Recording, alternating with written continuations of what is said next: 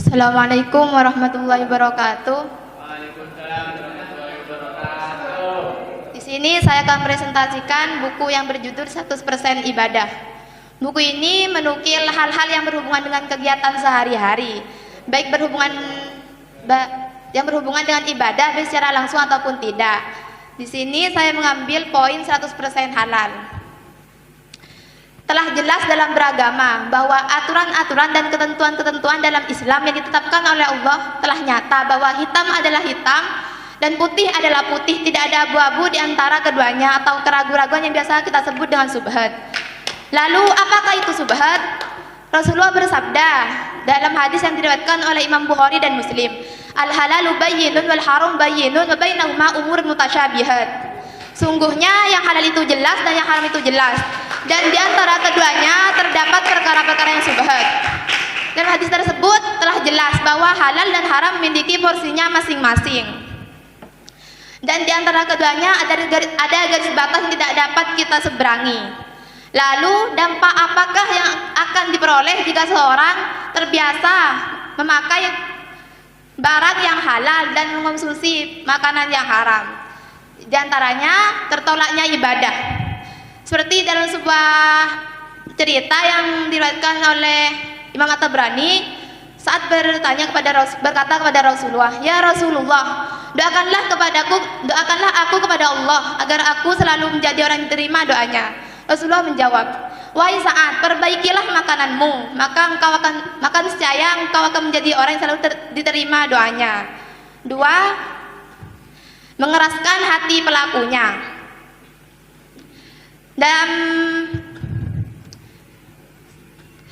hadis yang dari Ibnu Rajab Al-Hambali, Rasulullah bersabda, barang siapa yang di dalam tubuhnya terdapat makanan yang haram,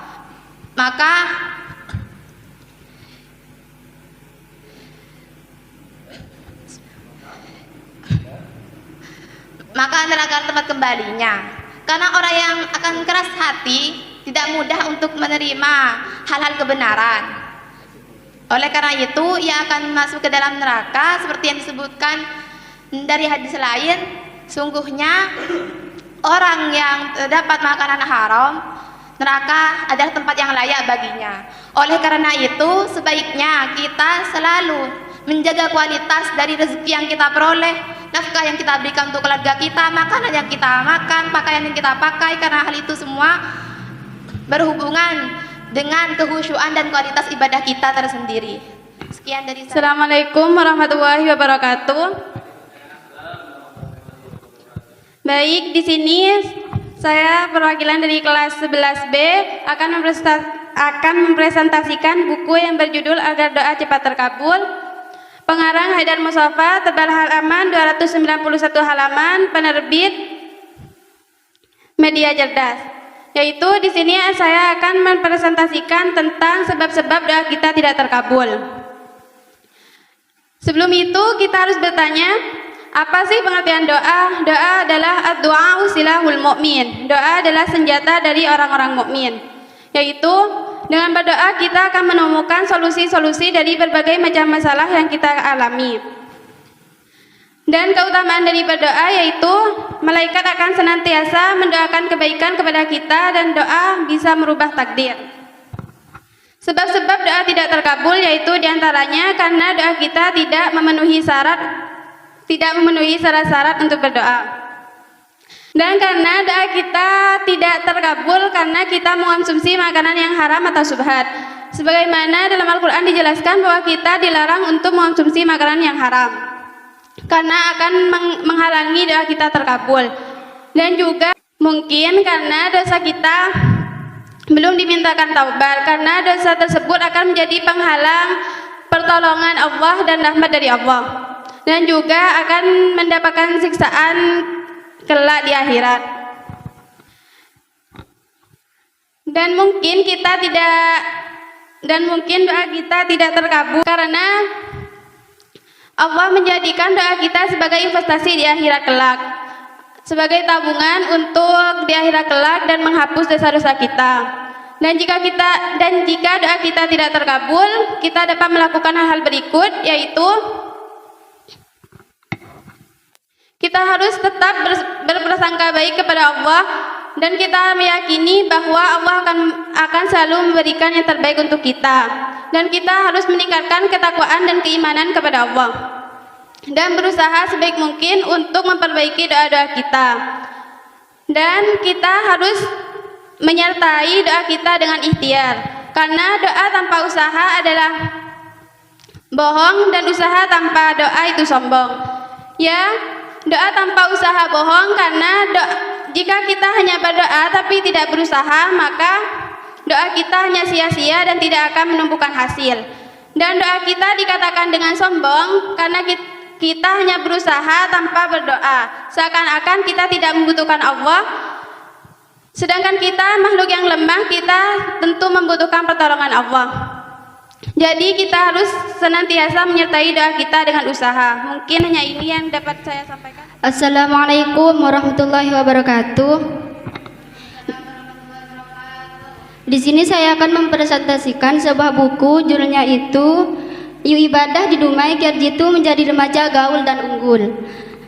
Menurut saya, bagi siapapun penting membaca buku ini karena di dalamnya menjelaskan bagaimana kiat seorang remaja bisa mendapat predikat gaul, unggul, serta bermutu dalam arti yang positif, yaitu dengan memanfaatkan dunia maya dengan baik.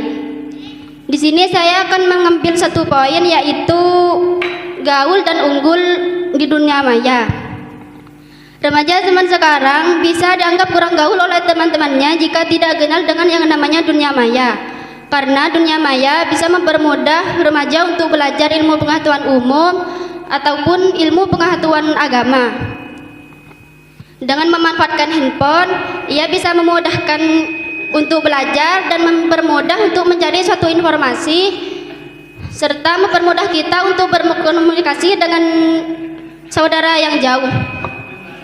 Selain banyak manfaatnya, internet juga ada segi mudaratnya, seperti lahirnya sosial media yang membawa dampak cukup signifikan dari berbagai segi. Contohnya, sosial media juga bisa membawa si pengguna menuju prestasi atau malah depresi, atau ia mampu membangun kemuliaan dan kemakmuran, atau justru membuat kehancuran. Jadi kita sebagai santri, kita harus bisa memanfaatkan internet dengan tujuan yang baik.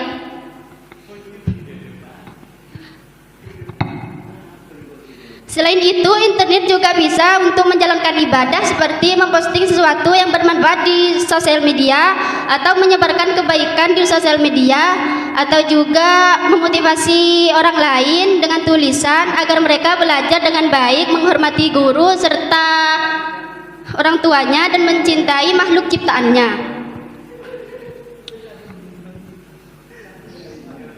Kita juga bisa mengajak orang untuk memelihara dan menjaga lingkungan. Sebaliknya, kita juga bisa memberitahu orang lain untuk tidak berbuat jahat, seperti mencaci, menghujat, dan mengfitnah atau melanggar undang-undang dan peraturan yang ada.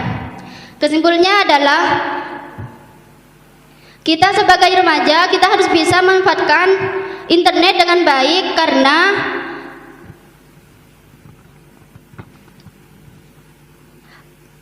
jika kita salah dalam menggunakannya, kita yang rugi dan orang tua akan merasakan dampaknya. Sekian dari saya.